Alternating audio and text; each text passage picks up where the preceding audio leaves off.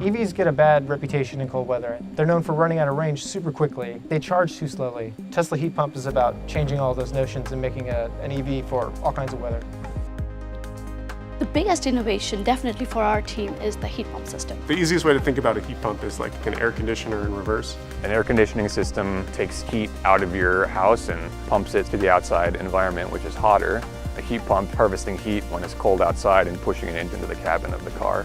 You know, the basis of it is just around like using the energy you have to make the vehicle more efficient. It works together to pick the source that makes sense given the conditions that you're in. But it can also turn inward. In really cold weather, where other heat pumps fall short, it can keep the cabin comfortable and generate its own heat and prioritize power. We first introduced heat pump system in Model Y, but now we have it on all platforms, 3, S, and X. So heat pumps are not a new concept, but a lot of times when someone implements a heat pump system, they do that by adding a lot of components. And we wanted to implement the benefits of a heat pump system, but at the same time reduce the complexity. So the idea we came up with, we're calling it the super manifold, and it's basically a 2-layer PCB assembly. This section in the front is all of the refrigerant channels that would normally be separate components and separate tubes all connecting things together. We did a similar thing with the coolant components. So we have a layer in the back that's all of the coolant channels all plumbed together.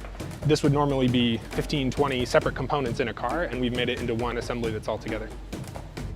In order to achieve the functionality of the heat pump, we needed a new configuration for our coolant loop. So we could have done that pretty easily just by adding an additional valve, but that would have been more expensive and it would have made the car harder to build. What if we tried to combine those two valves into a single valve? And that's kind of how everyone thinks here. I'm doing two things that are almost the same. In one case, I'm throwing heat out, and in the other case, I'm adding heat in. Maybe I should just put those together and have system integration.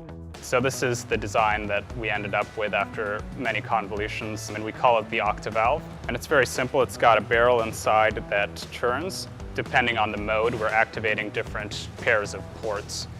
Depending on the conditions, the energy efficiency of heating, you might be using 3 or 4 times less energy. If you can carry a bigger load, more cargo, more passengers, and you can still get to your destination while consuming 15 to 20% less energy, it's significant. And that is something that's not quite apparent by just looking at the car. You really have to experience it.